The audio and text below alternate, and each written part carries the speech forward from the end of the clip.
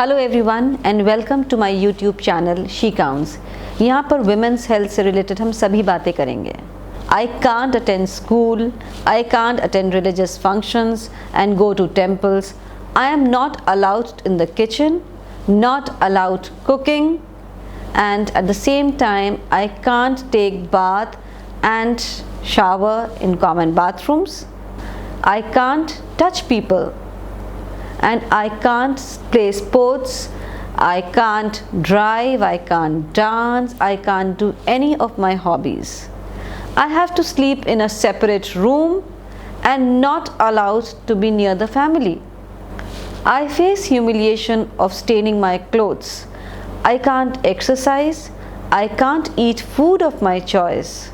Menstruation can actually affect all the aspects of a woman's life, like her dignity, her health, her education, her participation in activities, and finally her economic growth suffers. Periods हर लड़की के जीवन का एक हिस्सा होता है। इस दौरान उसके शरीर में कई प्रकार के शारीरिक, मानसिक और हार्मोनल चेंजेस भी आते हैं। क्योंकि हमारे समाज में मेंसेस के बारे में आज भी बहुत खुल के बात नहीं की जाती है, इसलिए जब भी किसी लड़की को फर्स्ट टाइम पीरियड्स स्टार्ट होते हैं तब वो बहुत ही डर जाती है, सहम जाती है और परेशान हो जाती है कि ये हो क्या रहा है। पीरियड से जुड़े कई सवाल उसके मन में आते हैं पर वो उनको पूछने में हिचकिचाती है। तो ये बहुत ही ज़रूरी है कि आज हम इसके बारे में आपसे खुल के बात करें और जानें कि मेंस्ट्रुअल साइकिल क्या होती है। तो ये जानने के लिए सबसे इम्पॉर्टेंट होता है कि हम ये जानें कि फ़ीमेल रिप्रोडक्टिव एनाटमी आखिर क्या होती है और कैसी होती है। तो सबसे इम्पॉर्टेंट है कि फ़ीमेल्स में एक यूट्रस होता है, यानी कि बच्चेदानी, जिसको हम गर्भाशय बोलते हैं। उसकी ओपनिंग को सर्विक्स बोलते हैं और सबसे बाहर वाले पार्ट को हम वजाना कहते हैं। यूट्रस के अपर पार्ट पे 2 फेलोपियन ट्यूब्स होती हैं, जिसकी ओपनिंग के पास ओवरीज होती हैं और इन ओवरीज से हर महीने एक अंडा यानी कि ओवा रिलीज़ होता है। ये ओवरीज फेलोपियन ट्यूब्स के पास होती हैं, जो कि फेलोपियन ट्यूब से होते हुए यदि फर्टिलाइजेशन होता है तो यूट्रस में जाके वो इम्प्लांट हो जाती हैं। अब ये जानना बहुत ज़रूरी है कि मेंस्ट्रुअल साइकिल हर महीने कैसे होती है। सबसे पहले तो पिट्यूटरी से 2 हार्मोन्स निकलते हैं और रिलीज़ होते हैं, जो कि हमारी ओवरीज को स्टिमुलेट करते हैं, और फिर हमारी ओवरीज से भी 2 हार्मोन्स निकलते हैं जिनको हम कहते हैं ईस्ट्रोजन और प्रोजेस्टेरॉन। ये ईस्ट्रोजन और प्रोजेस्टेरॉन अलग अलग समय पे निकलते हैं। शुरू के दिनों में ईस्ट्रोजन निकलता है, जो कि हमारे गर्भाशय की सबसे अंदर की लाइनिंग जो होती है, जिसको हम एंडोमेट्रियम कहते हैं, उसको धीरे धीरे वो थिकन करता है। यूजली पीरियड्स के 12th डे से 16th डे के आसपास, यानी कि जो मिड साइकिल होती है, उसमें ओवा रिलीज़ होता है। और अगर फर्टिलाइजेशन नहीं होता है तो एंडोमेट्रियल टिश्यू और ब्लड जो होता है वो ब्लीडिंग के फॉर्म में हर महीने शेड आउट हो जाता है। पीरियड्स के समय अक्सर ये मन में सवाल आता है कि ब्लीडिंग कितने दिन तक होना चाहिए और कितनी मात्रा में होना चाहिए जिसे हम नॉर्मल कह सकें। तो there is a considerable cycle variability in adolescent years. Normal menstrual cycle 21 days to 42 days के आसपास होती है और लगभग 7 डेज़ तक हो सकती है। Average blood loss 30 to 70 ml होता है। जब तक प्रेगनेंसी नहीं रुकती है तब तक ये साइकिल हर महीने एक साइक्लिकल फॉर्म में रेगुलरली होती रहती है। कई गर्ल्स अक्सर ये कंप्लेंट्स लेके आती हैं कि उनकी मेंस्ट्रुअल साइकिल इरेगुलर है, एबनॉर्मल है। मैं ये बताना चाहूँगी कि शुरू के 1 साल में लगभग 50% of the girls have irregular और abnormal periods. Initial 1 to 2 years में ओवुलेशन नहीं होता है तो एनओवुलेटरी साइकिल्स होती हैं, तो इसलिए साइकिल्स इरेगुलर और ट्रबलसम भी हो सकती हैं। पर तीसरे साल के बाद 95% ऑफ द गर्ल्स की मेंस्ट्रुअल साइकिल नॉर्मल और रेगुलर हो जाती है।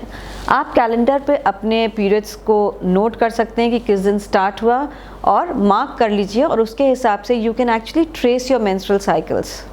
एक लड़की को किस एज में पीरियड स्टार्ट होंगे ये कई बातों पे डिपेंड करता है, जैसे कि उसके genes, lifestyle, place of living, eating habits, obesity, exposure to television, mobile, exposure to adult films, and of course the family culture plays a very important role. आप अपने डॉक्टर को कंसल्ट करें अगर आपको लगता है कि आपके पीरियड्स जो हैं वो 21 डेज़ के कम में ही आ जाते हैं, या आपकी साइकिल बहुत प्रोलॉन्ग्ड है, यानी कि 45 डेज़ के बाद पीरियड आ रहा है।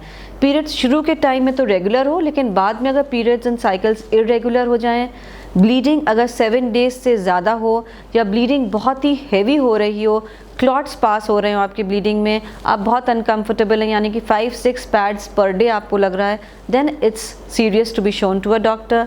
आपको अगर डिस्मेनोरिया यानी कि पीरियड्स बहुत ज़्यादा पेनफुल हों, जिसकी वजह से आप कॉलेज और स्कूल नहीं जा पा रही हैं, पेट दबा के बैठे हुए हैं, दवाई बहुत लेनी पड़ रही है, then you should show to a doctor.